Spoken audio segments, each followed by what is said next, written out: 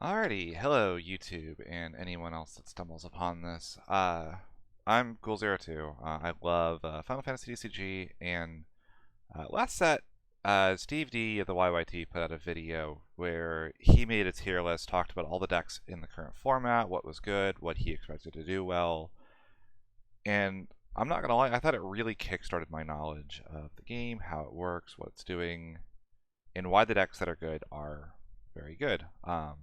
So I'm going to link the description to that, the video in the description below.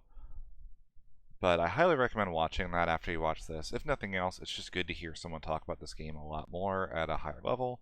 I'm going to try to keep this somewhat beginner friendly, but I do expect that you have some basic knowledge of how the game plays.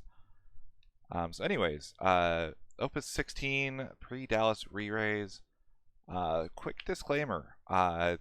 This is partly my opinion. I'm going to try to be somewhat unbiased. I tried to use representation and other factors in determining what I thought the top decks were and where they belong, but I'm not perfect. I have decks I'm preparing for more than others, and decks I think are more likely to win than others. Because the community for this game is so much smaller than something like a Magic or a Yu-Gi-Oh!, new decks keep getting discovered all the time, and the best deck of the format is not necessarily something discovered. And if you think you're on a better deck than everyone else, I very, very much encourage you to play it anyway, even if I don't mention it. So, what is a tier list? A tier list is something that attempts to break down the metagame in a digestible format, so you know about how good each card in the metagame is. Generally, in a fighting game, this would be something like S to F. Card games tend to use Tier 1, Tier 2, Tier 3, and Rogue. Of note is that Steve went through Tier 4 and then Tier Meme. I don't really like those descriptors. I think by the time you're at Tier 4, you're better off just calling it Rogue. And then Meme is just, it's a little bit rude. He's right. He says, I like meme decks. They're fun. But if your goal is to win, you don't play them. I still think that everything else just kind of fits that a little bit better. So, what are my descriptors for what each tier in my personal list going to be? I think Tier 1 is the decks to beat. These are the decks that everyone is preparing for. These are the decks that you expect to see taking over half of top cut. And if they win, nobody is very surprised. Tier 2, less common than the above. They might have some flaws or weaknesses or need a specific innovation or pilot to get to the top. But I think Tier 2 is always capable of winning events.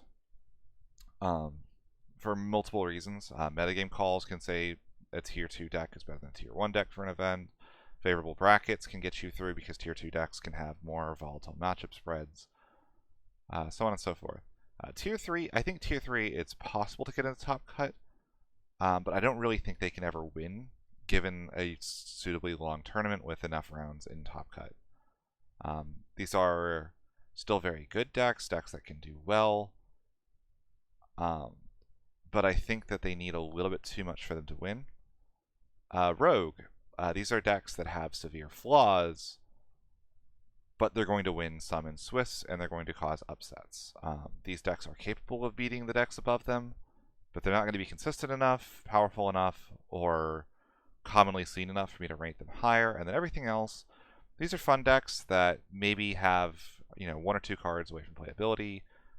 If you know what they do, that's great. It'll give you good matchup knowledge. You'll be able to beat them relatively consistently, but usually they're going to be down here for a reason. So here is my Opus 16 tier list, and again, just for reference, I'm going to pull up Steve's tier list, and you'll notice my tier list a lot more packed. There's a lot of decks that have kind of come out of the woodwork to really do something with the Opus 16 metagame. It was a very impactful set, but a lot of the impact was felt in decks that weren't necessarily considered the best decks of the previous format. And I think a lot of new decks also ended up getting figured out in that time frame. So, our Tier 1, Soiree, I think is considered to be the deck to beat, best deck of the format.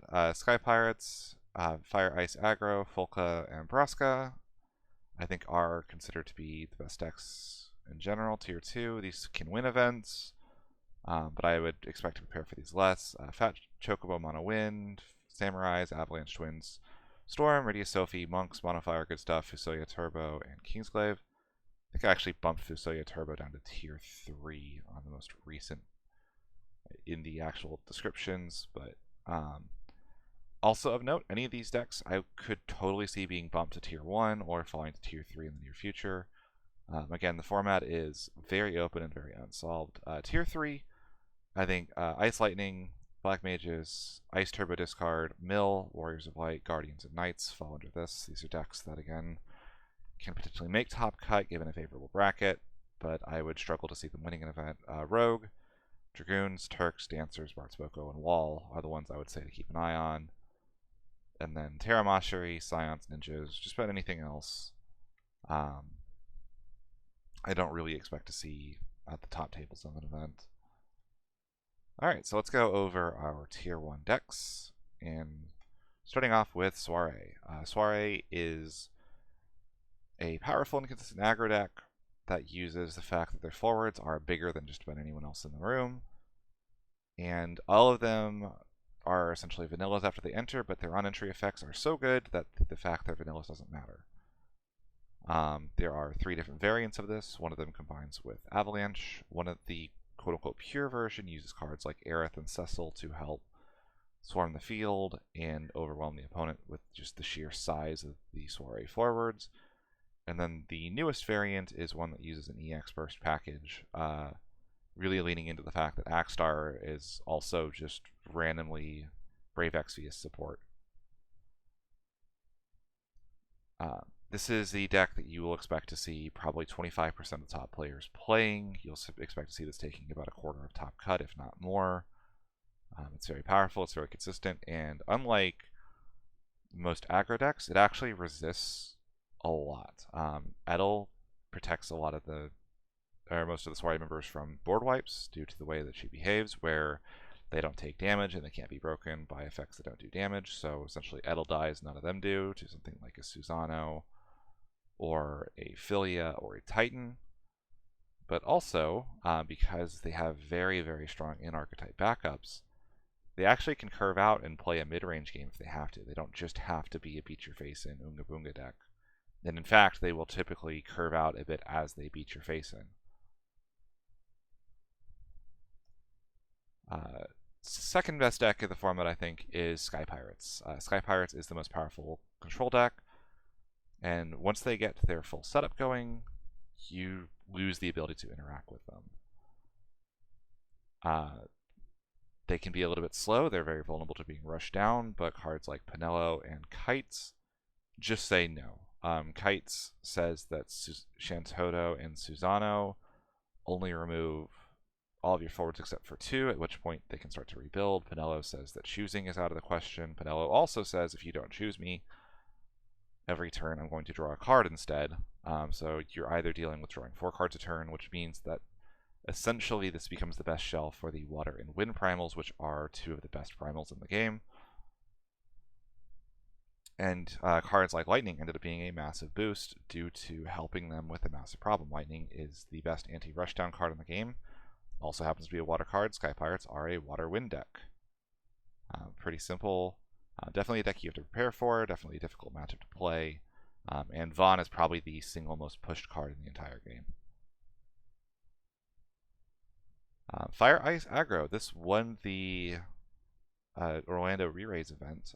There's a lot of ways to build this, but generally Fire Ice is an incredibly aggro deck that uses the combination of Ice's ability to lock the opponent out of play in the game with Fire's ability to remove threats and protect a board.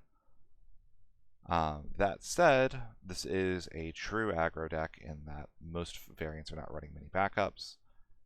And yeah, of note, I will say that Laswell you'll see in a lot of these lists. Any deck that's on Ice pretty much is on Laswell. He is the best going second card in the game. Cards like Squall and Moro allow you to create unfavorable situations for your opponent. Moro allows you to turbo through your deck to help dig for answers in order to protect your board. Folka. So this is going to be an interesting one to talk about because I call this deck Folka. A lot of people will call this Mono Water or mono water bounce. I call it Folka because to me, Folka is the card that defines the playstyle, even if a lot of people consider her to be the third or fourth most important card in the deck. Essentially, this is a deck with about 30 summons. It runs 12 forwards, 3 copies of Titus, 3 copies of Macherie, 3 copies of Folka, and 3 copies of the Lightning that I showed you when I pulled up Sky Pirates. And the entire thing is that Titus is a win condition over the course of 7 turns because your opponent is forced to deal with him, but they can't choose him without giving you a ton of advantage. So you kind of have to let him sit there and either kill them over the course of let him kill you over the course of 7 turns, or you have to let your opponent draw a ton of cards and remove something you control. It's a very finicky matchup. That said, I would not be surprised if this falls to tier 2. It's very popular right now, and Folka went from being like a $2 legend to like 25 if you can even find copies of her. But I think the deck is a little bit linear in its playstyle. It really only has the one thing it can do, and it can't modify what it does based on the matchup. So assuming that you're playing a deck with the flexibility to do things into it, I struggle to see this deck really consistently winning. I think this deck's best days are behind it now that people know what it does and are starting to prepare for it. But it's going to be seen commonly enough at top tables and piloted by enough of the better players at an event that I would say that it is comfortably in tier 1, but I think that its best days are behind it. Also, keep note of Macherie. This is a card that you're going to see in a bunch of lists. She is destined for the ban list. Braska Macherie. You'll notice again, Macherie is still here. Braska is Folka with a different name. Similarly, wants a large critical mass of summons in order to do a thing. Folka's instance, it was bounce. Braska instead says I can ping things for 7,000, and that includes my own. Again, you'll notice a lack of a hard once per turn on Braska. So you can play forwards like Magissa, ping your own Magissa, play a forward from the deck. And you could do this every turn on both yours and your opponent's turn for essentially no investment, at which point you swarm your opponent and you have Macherie as a late game win condition. This is a more explosive variant than Folka. I think it's more immutable. There's a lot of things it can do with text due to some of the more interesting fire summons. You can add haste to the deck if you want to really go in and do damage early. You have the ability to cancel auto abilities with Amaterasu, which protects your more aggressive boards. But you also tend to run a lower EX burst count, and the inevitability of Titus isn't quite there in this one. I do think this is the better way to play a Macherie deck right now, but remains to be seen. I could very easily be wrong. And those are our tier 1 decks, which means that we are getting into tier 2. Again, these are the decks that I think are just a cut below, but still very good. I would expect to see these doing well. Maybe one of these can get a top cut, 2 of these, but I also think they can win the event if piloted by a good enough pilot. First up, Mono Wind / Fat Chocobo. This is another mono deck. I know it's kind of funny people say that like mono is in a bit of a resurgence right now. Not sure how true I think that is. I think that a lot of the reason for stuff like Braska and Folka is more due to the strength of Macherie and not because mono is necessarily something you want to be playing right now. Nevertheless, they have started printing cards like Fat Chocobo that are saying if you're doing something specific, you get to draw an extra card every turn. In Fat Chocobo, it is have a critical mass of win cards in your deck, especially 2-cost backups. So drawing an extra card every turn combined with the fact that wind is probably the best generic element at the moment means that this is a very potent deck. It's very fast. Fat Chocobo has the ability to accelerate the game in a way that a lot of other of the main paths don't, in exchange for not being able to attack or block. Bismarck, another card that will probably get limited in the future. I imagine that they're not going to want to ban legends. But this card is ridiculous in any deck that's able to abuse it. This is one of the best decks that can abuse it alongside Sky Pirates. Samurais, this is the Fire Tribal. And It has the best card in the game, which is Amaterasu, and this is the best shell for a traditional fire deck. Tenzin is a card that essentially wants to have a large number of samurais, and if you have enough of them, you get to add one to your hand every turn. Cyan interacts with a lot of other decks in a very crazy way, where cleave damage is one of the hardest things to prevent and interact with. And Terra is the other star of the show as a card that can recur your summons both on an EX burst. It even gives them that little bit of extra reach to deal with where they're at. One of the most common summons in the game does 5,000, which is great for getting rid of utility forwards. But she also says it does 2,000 more, which now says it deals with even more expensive cards. Just a very strong, consistent aggro shell. Tenzin having Brave especially means that a lot of decks will play him turn 1, at which point he starts dealing damage. 9k Brave means that he's both a very strong blocker and a very big aggro tool. Avalanche. This is one of the best aggressive decks in the game. It is the best party attack shell. Essentially, party attacking was a mechanic that has been historically underpowered, so the way that they pushed it was making every single party card absolutely ludicrous. Biggs and Noctis essentially say that if you party attack, you win the game, especially Wedge as well.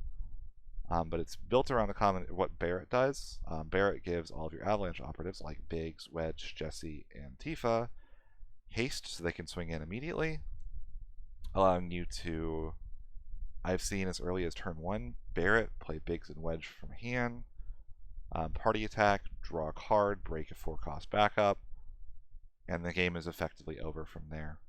The deck becomes incredibly hard to interact with. And on top of that, Barrett has the ability to swap any card in hand for an Avalanche operative in the break zone at instant speed. So if we want to recover a Biggs that gets taken down, we can always pitch even something like a Noctis. It doesn't require colors or anything like that, so you can run up to 3 copies of Noctis in this deck more comfortably than pretty much any other deck. This does get splashed with Soiree, because Soiree is a deck with a very fixed backup engine, and Avalanche doesn't have a set of backups it particularly synergizes with. But I think pure Avalanche by itself is only tier 2, and Soiree I'd expect to see in multiple variants and top cuts. So Twins. This is a deck that fell down a little bit, in part due to a weird Folka matchup. Again, Folka as a deck is a very polarizing top tier deck. It's going to do very well against some things and very poorly against others. Twins just happens to be right in its wheelhouse. The combination of Palom and Porum, if these are on the field for 2 turns, essentially say that a forward dies every turn, and Porum also can help stop or slow interaction from your opponent. Very powerful duo. Porum, I think, is probably one of, if not the best generic water cards in the game. One thing about this deck, it is extremely flexible. The core engine is maybe 20 cards. So you'll see a lot of times people will try to go for a tricolor with Rydia, but just as commonly, fire and water will do the job by themselves, and they show up in a lot of other lists.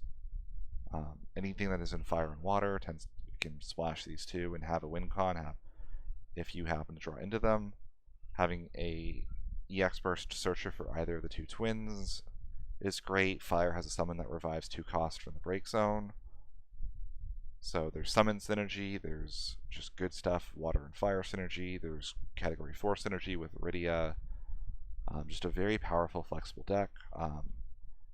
Steve mentioned in his video that he doesn't think that the optimal version of this deck has been solved, and I agree with that. I think that still it's a very underexplored deck, because there's so many different ways to build it that I think it's very flexible. It can do very well. Storm. This is my deck, actually. This will be what I'm piloting at the Dallas Re-Raise event. Storm is based around getting a large number of casts per turn. When you start getting more casts, you get to do more things, and there are 3 variants of this deck. There is Earthwind, Icewind, and Loop. I personally am an Earthwind pilot. Earthwind, you trade off some of the crazier payoffs in stuff like Barley, Things like a lot of the more powerful ice forwards, things like Shantoto, or Ice Shantoto, and you trade them for consistency and survivability. Icewind tends to try to index more heavily into card draw because the search power isn't there in the same way, but the payoff of something like Barley cannot be understated. It is very possible for Barley to ping for 18,000 damage in a turn. There's almost nothing that can resist that kind of consistent ping. Lastly is Loop. Loop essentially says that there is enough critical mass of cards like Rosa, cards like Atomos, cards like Zoo, that when you put one little girl that says everything cost one less this turn, the game kind of breaks and you can do something over and over again. Most notably, you can replay the newly printed Zidane that rips the top card of your opponent's deck and deck your opponent out. The nice thing about that list is that it is relatively low investment. If it has to, it can become a Earth, Wind, Storm list. If either the wrong cards get hit into damage or if the matchup calls for it. I think this is a deck that has the ability to go up, but it also has the ability to go down. Rydia Sophie. I have this in tier 2. Good friend of mine will get mad at me for putting this here, but this is the third of the Macherie decks in the format. Again, this card probably needs to go. She is just enabling too much. But we have the combination of Rydia and Porum in order to cast the summons for free. And because we happen to be in Earth and Water, we have the ability to use Sophie better than basically any deck in the format right now. And Sophie is just as powerful as she is when she was printed, just higher investment due to the limit forcing you to search her out and preventing her from going into damage. Very fun deck, very strong deck, but it cannot beat Folka, which again, Folka is a little bit of a gatekeeper matchup. And I think because of that, I would have this ranked below the other Macherie decks, but I would not be surprised to see this come out and win an event if it manages to dodge Folka in Top Cut specifically. Monks, this is the Earth Tribal. Once again, you have a very strong sell for Sophie, but also this is the deck that makes Ursula more than a power-up tool for Rydia. Ursula is a ludicrously powerful card with a ton of applications and the ability to change the game by herself. She can, at instant speed, sacrifice any monk to make herself bigger or deal damage to an opponent's forward. Very tricky card to deal with. That pays for herself on entry by also playing another monk, so she gets to do the thing where if you pitch a 2 CP monk backup to play her, she can play the monk for free, so she can help your scale, your curve, she can help you build your forward board, and she also helps you do things like dodge board wipe. She prevents Sophie from getting banished by a Shantoto. Very, very powerful card. The nice thing about monks is this pivots very well between being an aggro deck. Sophie, as it turns out, is still a very good tool at dealing a lot of damage very quickly, but it also can shift to a control playstyle. Ursula is a card that, similar to Braska or Macherie, doesn't have a once per turn or a once per stack effect. So if you need to play Ursula control, the deck is more than capable of pivoting to that if the matchup calls for it. Mono Fire, good stuff, I think, is also in tier 2. Essentially, Mono Fire has... fire was an element that was historically underpowered, so they started really pushing the envelope starting in Opus 11.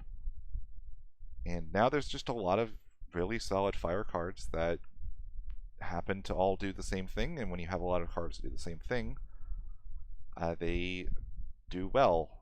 The nice thing about playing this is you're a little bit more flexible on your tech slots compared to something like Samurais. I think a good pilot might make this better than Samurais, despite the lack of consistency given by Tenzen, simply because when you're playing mono fire, you have the ability to tech for your matchups, your metagame spread. But Tenzin is a heck of a card, and losing out on Tenzin's consistency sucks. Kingslave. This is a deck that I still am not sold on, but it keeps winning events and doing well, so it goes into Tier 2.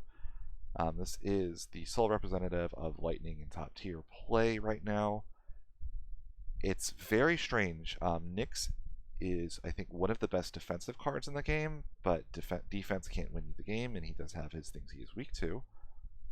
But also, cards like Noctis, Axis, and Crow facilitate this weird rush-down control hybrid game. Very, very strange deck. Lightning does have a lot of very good tools against the top decks. Things like the 3CP Rama Summon tend to deal with a lot of problem cards all at the same time. Thunder Drake deals with a lot of the 2-cost utility forwards in a very efficient and powerful way. But yeah, Kingslave's kind of come from out of nowhere to be a very solid deck this set, partly due to the printing of this Noctis in the most recent set. This is a very, very powerful card. Alright, Tier 3. What is Tier 3? Tier 3 are the decks that I would expect to do well, might sneak into top cut, but I don't think they're likely to win an event. Ice Lightning, I will say that I am higher on this deck than most people. I do not think that this is a deck that people give the proper credit. I think Alcid's Zeramis is one of the most disgusting combos in the game. Lastwell is the best going second card in the entire game. I think this is one of the rare decks that will actually blind second as well. Alcid and Zeramis really like having a target to hit on their first turn, same for Laswell, and you can die extremely quickly. The main weakness is that because it is very aggressive, it doesn't have the self-protection, and it doesn't have the self-protection that Fire has. It is very susceptible to a poorly timed board wipe, ending the entire game. There is a variant of this that a friend is on that I think is going to be the deck that is going to take off after Dallas when people see it. But I will not disclose that because I don't want people to know what my friend is on before the event happens. But needless to say, there is a version of this deck that I would not be shocked to see in Tier 1 in about 2 weeks. Fusoya Turbo.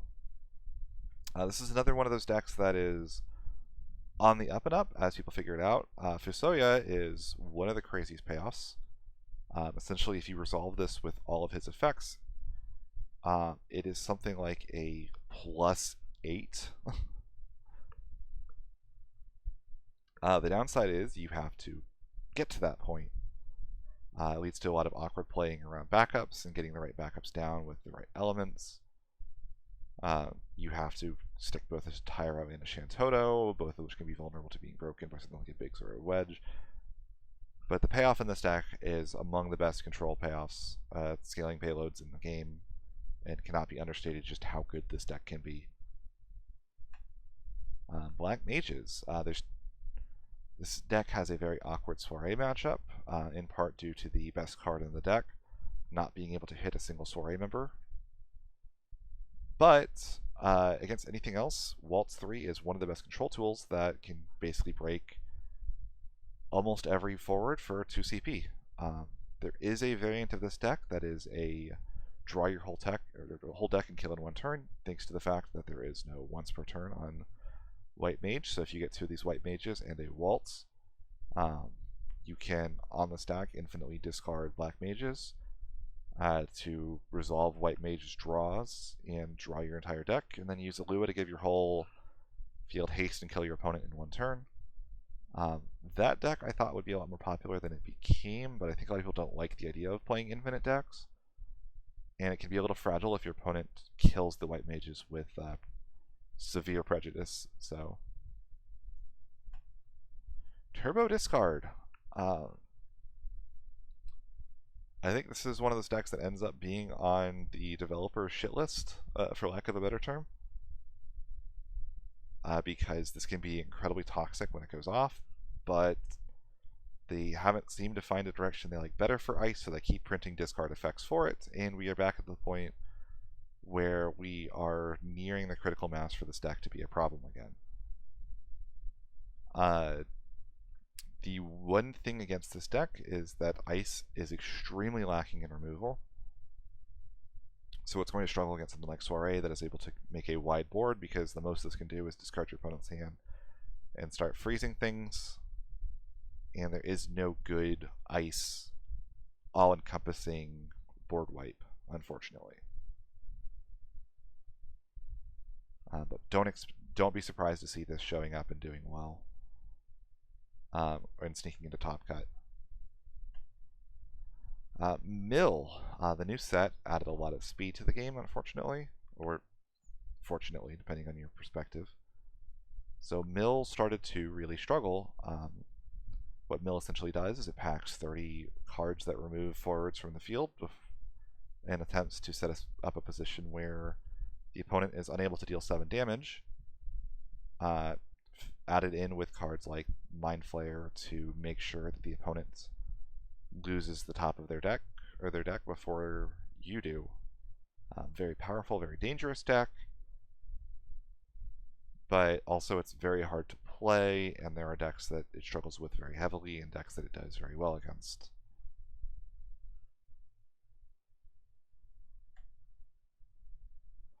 Warriors of Light. This is an explosive combo deck that is also one of the best payoffs for the crystal mechanic, but it's scattered across 3 to 4 elements, with also having about 5 light cards it would like to run and about 3 Bartzes. So you have a weird scenario where the deck has a very strong payoff and it's in very good elements, but it struggles to make use of those to the same degree that it would like to. Rydia in particular is a card that got a huge boost recently with the printing of Lunith.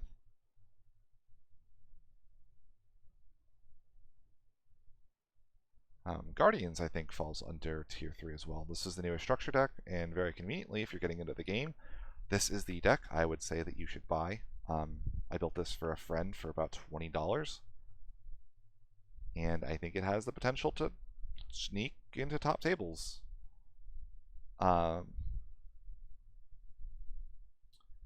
It's in a pair of good colors, in water and wind. There's a lot of ways to upgrade this deck and do well. The downside is it doesn't have the inevitability that Sky Pirates has in the same colors, so it's going to get crowded out of play by that, and it doesn't have the aggression of Avalanche and the ability to close games out quickly in the same way. It's a very strong mid-range deck, and I think it's a good deck to learn the game on, though. Lastly, I have Knights in tier 3.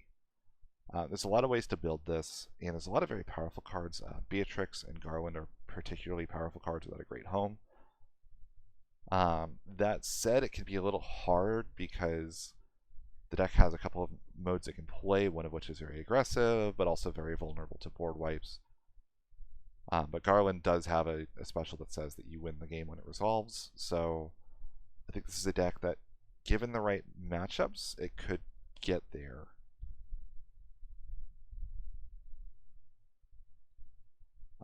Rogue. So we're going to go through just kind of a smattering of rogue decks, things that I think can do well, sneak wins off of even tier 1 decks, but don't have the consistency to consistently do it. And as such, I don't think these have the legs to make it into a top cut of a large tournament. Dragoons. Dragoons is a very aggressive deck that essentially turbos through the deck using a card like Alice. And the payoff for that is Freya, which is a card that is a repeatable board wipe in a deck that can give the entire field haste. Turks / Shinra is a deck that is Ice Lightning, that is missing about 2 Turks before it becomes a tier 2 deck by itself. Right now you're forced to run extra copies of Rude and Reno just to get the critical mass. Next set, there's going to be a new Turk printed. Do not be surprised if this deck shoots all the way up to tier 2 or maybe even tier 1, depending on how strong the new Turk is. Dancers. Dancers are a deck that has one of the best archetypal payoffs in Lilith set and the best archetypal protection in Mayakov, but it's stuck across 3 colors, so usually you have to cheat Lilith set into play, and it just ends up being a little awkward. This is a deck that does very well in specific metas, and it can be splashable. I've seen it splashed into Knights and Sky Pirates to varying degrees of success. Would not be surprised to see this do well with one more good dancer name or better payoffs in Water Lightning or Wind Lightning. Bart's Boko. This is the party attack deck that got crowded out by Avalanche as the better shell for Noctis, but still very powerful, has the ability to close games very quickly, and essentially it's a cost 1 forward turbo. There are cards with power 1 that can swing in, break themselves, and play a copy of themselves to swing in again, because Bart's gives them all haste. It has very strong removal, but it can be bricky, it can be a little slow, and if you deal with the Barts, the deck kind of falls apart. Lastly, a card to keep an eye on is this 5 CP Wall. Right now, this isn't a card that is showing up too much, but I think it just hasn't been quite figured out. I've seen this in Earthwind doing very well. I've seen this doing well in Lightning Wind. It's actually a deck I think it enables very well, but I don't think it has the pilots or the eyes on it to really take off at the moment. Lastly, everything else, just a smattering of other decks that I think people might be interested in seeing, keeping an eye on. Terra is a card that is one good payoff in Ice, or the ability to cross over in Ice and Earth from being ludicrously powerful. Scions are a couple cards away. I think that when the Endwalker support comes, they very easily could shoot into Tier 2. Oracle of Light is one of the best light cards in the game that people don't talk about. Ninjas are kind of falling at this point, but Edge is still a very good card. Lastly, Gilgamesh, Final Fantasy Brave Exvius. This is a weird Rainbow Turbo deck that can do some really cool things. It self-mills itself, slaps Gilgamesh, and then just destroys the opponent. So yeah, once again, here's my version of the tier list. And again, these are all my opinions on the exact placements. You could probably make a case for any, multiple decks in tier 2 being in tier 1, multiple decks in tier 1 dropping to tier 2, so on and so forth. But it's a pretty decent